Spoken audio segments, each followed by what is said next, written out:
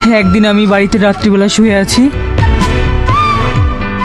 এই দরজা খোল, যদি দরজা না খুলিস তাহলে কিন্তু দরজা ভেঙে ফেলবো। আমার ছেলেদের গায়ে হাত। জোসনা, তুমি বাবুকে নিয়ে জঙ্গলের রাস্তা দিয়ে পালিয়ে যাও, নাহলে ওরা আমাদেরকে শেষ করে দেবে। না, তোমাকে ছেড়ে আমি যাব না, তুমিও চলো। ওই দেখ শালা পালাইছে। ধর শালাকে, সাল্লুর সাথে পাঙ্গা।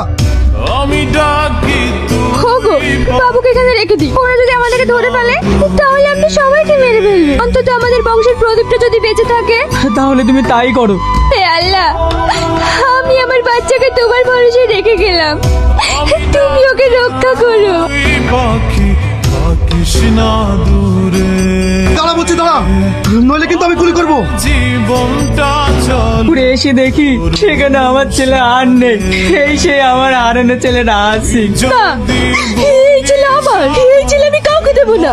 বাবু, ওরা মা ছেলে কোনোদিনও আলাদা হয়ে থাকতে পারবে না। আমিও চাই না ওরা আলাদা থাকুক। আপনি যদি কিছু মনে না করেন তাহলে আমি আপনার মেয়েকে বিয়ে করতে চাই। এ আপনি কি বলছেন? আমি ঠিকই বলছি। আমি জানবে এটা আমার হারানো স্ত্রী, আর রাহাত জানবে ওটা ওর মা। তাহলে ওদেরকে আর কোনোদিনই আলাদা হতে হবে না। তুই কি বলছিস? তুমি যে ভালো বোঝো তাই করো, আমার কোনো আপত্তি নেই। তাহলে কি আমার আর কোনো আপত্তি থাকতে পারে? তোরা সুখী হোস মা।